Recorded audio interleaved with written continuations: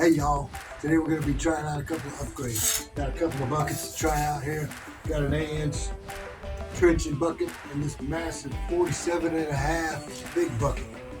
I'm a little nervous about this one because it's already about 65 pounds. I don't know what it's going to weigh when it's full of dirt and sand. It might tip a little bit, but we're going to try it out one way or the other. I'm going to slap this baby on here and give it a whirl, so stick around. Let's get it going. So I got my bucket for about 450 bucks, but nowadays they're all over the place for about 350. Give or take a couple inches, they're all about the same, so just pick one. As you can see, the original bucket was about 14 inches across. And the new bigger bucket is about 46 and change, so not quite 47, but pretty close.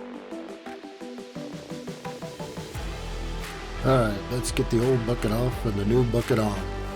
If you want to skip ahead to where I tested everything, skip to about 3 minutes and 30 seconds. Yes, I know I need a quick coupler. I had one, but it got bent up, so I'm back to doing it the old way.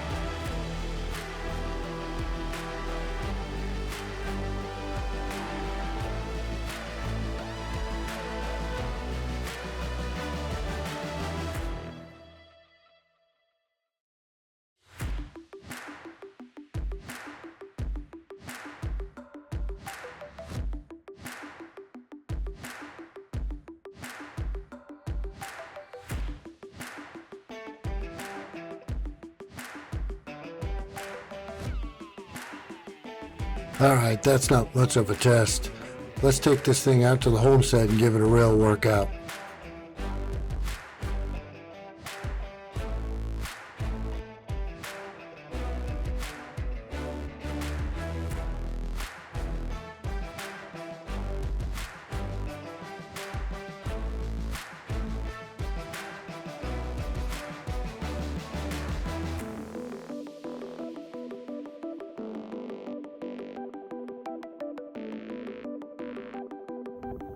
Alright, a little windy out here, so we'll see how this goes.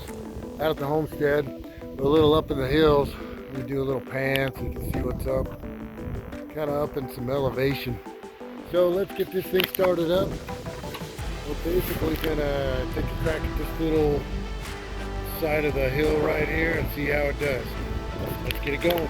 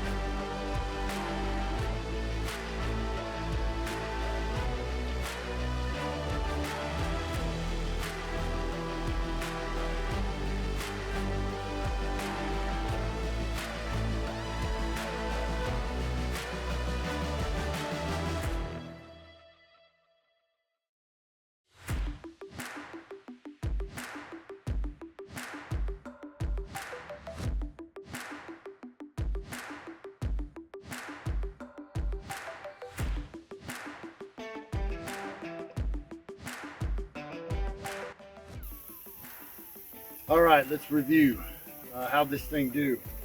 I honestly was super skeptical of this. I figured I would try it out and see how much dirt I could move, and then I'd probably put the small bucket back on with the teeth and get back to work. However, I ended up keeping the big bucket on the whole day and did all my work with it on there, and it was actually quite nice. All right, let's go over some of the key details. All right, first, I thought this was going to be too heavy because it weighs about 64 pounds, and if you put a load of dirt or rocks in there, I figured it was going to tip or just go slow. Not the case at all. I use this thing like a regular bucket, never even thought twice about the weight or tipping or anything like that. All right, how did it do? This thing is awesome for moving piles of dirt.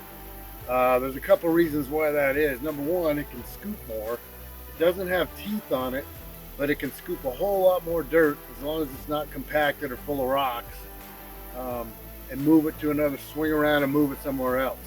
Another point is I wondered how it would do scraping off the side of the hill here. It's full of rocks, kind of hard compacted dirt.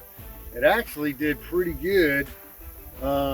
It could cut into it if you angle it, but if you leveled up with the bucket on the wall and scraped it and scooped it, you could maximize the bucket, and it actually worked pretty good even without teeth on it. I figured I'd go all out with this thing and see what else it could do, so I kept using it. I used it to pull dirt, which was better than the regular blade on the front of the excavator.